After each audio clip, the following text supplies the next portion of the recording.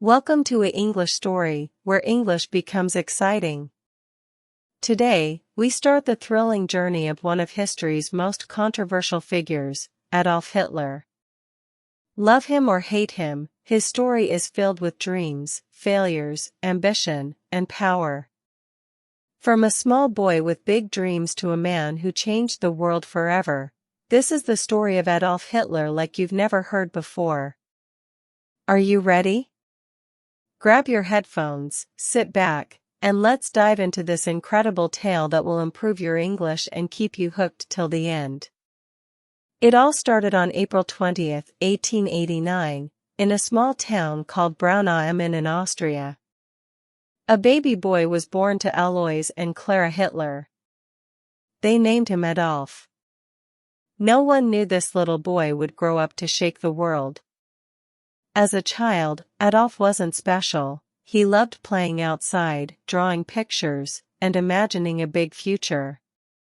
But life wasn't perfect. His father, Alois, was very strict and wanted Adolf to study hard and get a government job, just like him. But Adolf had a different dream. "I want to be an artist," he would tell his mother Clara. She loved him deeply and supported his dream, but she couldn't change Alois' mind. Adolf's childhood was full of fights with his father. His father would shout, "Art is not a real job," and Adolf would stay quiet, hiding his tears. When he was 13, his father died suddenly. Some people thought Adolf would feel free, but losing his father left a hole in his heart. Adolf started skipping school. Once a good student, he didn't care anymore. Teachers would say, "Adolf is smart, but he is lazy." All he wanted to do was draw. After finishing school, Adolf packed his bags and moved to Vienna, the capital of Austria. He was so excited. Vienna is the city of art. "I will become a famous painter here," he thought. He applied to the Academy of Fine Arts, a big art school. But when the results came, his heart broke. He didn't get in. The school told him, "Your work is not good enough." Adolf felt humiliated. "I'll try again," he said. But the next year, the school rejected him again. He was devastated. Without school or a job, Adolf's life became hard. He lived in tiny, dirty rooms and sometimes slept on the streets. He painted postcards and sold them to tourists for a little money. "Why is life so unfair?" he often thought. During this time, Adolf's mother passed away. He was alone and angry. He started to blame other people for his failures. "It's not my fault," he would say. In 1914, everything changed. World War I started, and Adolf saw a chance to make his life meaningful. He joined the German army. He loved being a soldier. "Finally, I am part of something big," he thought. Adolf was brave in the war. He carried messages across dangerous battlefields and received 2 medals for his courage. But in 1918, Germany lost the war. Adolf was furious. "Our leaders betrayed us," he shouted. He felt Germany needed someone strong to bring it back to power. After the war, Adolf returned to Germany. The country was in chaos, people were poor and hungry. Many were angry about the war's end. Adolf saw this as his opportunity. He joined a small political group called the German Workers' Party. Adolf was a powerful speaker. When he spoke, people listened. His words were full of anger, passion, and promises. "Germany will rise again," he would say. Slowly, more and more people started following him. Adolf changed the name of the group to the National Socialist German Workers' Party, also known as the Nazi Party. He designed their symbol, a red flag with a black swastika. "This will become the most powerful symbol in the world," he declared. His speeches became famous. Thousands of people came to hear him. They believed in his dream of a strong Germany. But Adolf's ideas were dangerous.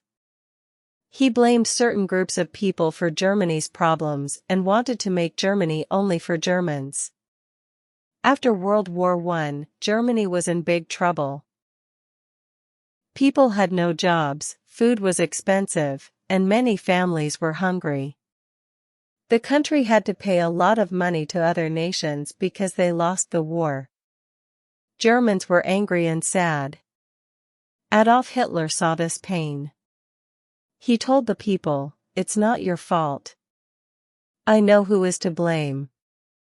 His words gave people hope, but they also made them angry at others. Slowly, Adolf became a popular name. Adolf worked hard to grow his party. He held big meetings and gave loud, emotional speeches. "Germany can be great again," he shouted. People clapped and cheered. They believed in his dream. In 1923, Adolf tried to take control of the German government by force. This was called the Beer Hall Putsch. But it failed. Adolf was arrested and sent to jail for 9 months. While in jail, Adolf wrote a book called Mein Kampf, which means My Struggle. In this book, he wrote about his ideas. He said Germany needed to become powerful and that certain groups of people were the enemy. The book became popular, and many Germans started to believe in his ideas. After getting out of jail, Adolf worked even harder. The Nazi Party became stronger. By 1933, Adolf Hitler was chosen as the Chancellor of Germany, the country's top leader. This was the start of a new chapter. Adolf promised jobs, a strong military, and a bright future. The people trusted him. But they didn't know what he was planning next. As Chancellor, Adolf made many changes. He built roads, factories, and schools. More people got jobs, and Germany started to look strong again. The people were happy. They said, "Hitler is a hero." But behind this success, Adolf had dangerous plans. He controlled newspapers, radios, and schools. People were told, "You can only believe in Adolf Hitler." Those who didn't agree with him were punished or sent to prison. Adolf created a strong army called the SS and a group of young boys called the Hitler Youth. They trained to fight and spread Nazi ideas. Everywhere in Germany, people saw the swastika flag. It became the symbol of Adolf's power. Adolf's speeches became even more powerful. He would say, "Germany is the best. We will rule the world." Crowds cheered and shouted, "Heil Hitler!" In 1939, Adolf made his boldest move. He ordered his army to invade Poland. This act started World War II. Adolf's dream was to take over all of Europe and make Germany the most powerful country in the world. At first, his army won many battles. They were strong and well-trained. But as the war went on, things started to go wrong. Adolf had made too many enemies.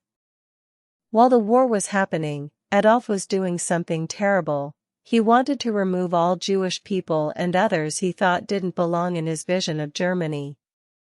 This was called the Holocaust, one of the darkest chapters in human history. Millions of innocent people were killed in camps. By 1944, Germany started losing the war. Adolf's enemies, like the United States, the Soviet Union, and Britain, were too strong. Bombs fell on German cities, and the people who once called Adolf a hero began to lose hope. Adolf became paranoid. He trusted no one and spent most of his time hiding in his bunker. By 1944, Adolf Hitler's dreams of ruling the world were falling apart. His army, which once seemed unstoppable, was now losing battles everywhere. The Soviet Union pushed the German army back from the east, and at the same time, American and British soldiers attacked from the west. German cities were bombed day and night. Families lost their homes, and the people began to turn against Adolf. Why did we follow him? Many asked. But Adolf didn't give up. He sat in his bunker, giving orders to his generals. "We will not surrender," he shouted. But deep inside, even Adolf knew the war was lost. In early 1945, Adolf stayed in a bunker deep underground in Berlin. It was cold and dark, but safe from bombs. Inside, he spent his time planning, though there was little hope left. He was not alone. His most loyal followers were with him, including his girlfriend, Eva Braun. Eva had been by his side for many years, though Adolf kept their relationship private. She loved him even in his darkest days. Outside the bunker, the sound of gunfire grew louder every day. The Soviet army was getting closer to Berlin. "The end is near," whispered his advisors.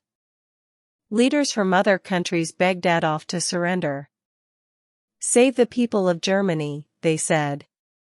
But Adolf refused. He believed surrender was a sign of weakness. "If Germany loses, it is because the people were not strong enough," he said coldly. By April 1945, Berlin was surrounded. The Soviet army attacked from all sides. Buildings collapsed, fires burned, and people ran for their lives. On April 29, 1945, Adolf made a surprising decision. He married Eva Braun in the bunker. It was a simple ceremony with just a few people. "You've always been by my side, Eva," Adolf said. Eva smiled, even though she knew this was not a happy moment. After the wedding, Adolf and Eva spent hours together, talking about their lives and what they had done. They both knew the end was near. On April 30, 1945, Adolf made his final decision. He called his closest followers into the bunker and told them, "I will not be captured alive." Adolf believed it was better to die than to let his enemies take him. He and Eva went to a small room. Moments later, they took their own lives. Adolf was 56 years old. When the Soviet soldiers reached the bunker, they found Adolf and Eva's bodies. The war in Europe ended shortly after. Germany surrendered on May 8, 1945. The people of Germany were left with nothing but ruins. Adolf's dream of making Germany powerful had instead brought destruction and sorrow. Millions of lives were lost because of his actions. After Adolf's death, the world worked to rebuild. Germany became a peaceful country. People remembered the horrors of the Holocaust and World War II to ensure such events never happen again. Today, Adolf Hitler's name is a reminder of the dangers of hatred, unchecked ambition, and misuse of power. Finally, his story teaches us, every decision we make shapes our future. Adolf's choices led to pain and loss, not just for him but for millions of others. This reminds us that every action, no matter how small, matters. We must choose wisely and always think about the impact our decisions have on others, and the importance of compassion and unity. Hate and division only tear people apart. The world is a much better place when we come together, respect each other, and work towards peace. Life is too short for anger and judgment. By being kind and understanding, we can create a future filled with hope, not regret. So remember, choose love over hate, humility over pride, and unity over division. These simple lessons can make our world a better place. This was the story of Adolf Hitler, a man whose life changed the world forever. It's a story of dreams, power, and the mistakes that led to tragedy. Remember, history is not just about the past. It teaches us how to build a better future. Thank you for listening, and don't forget to like, share, and subscribe to A English Story for more exciting stories that help you learn English while exploring history. See you in the next story.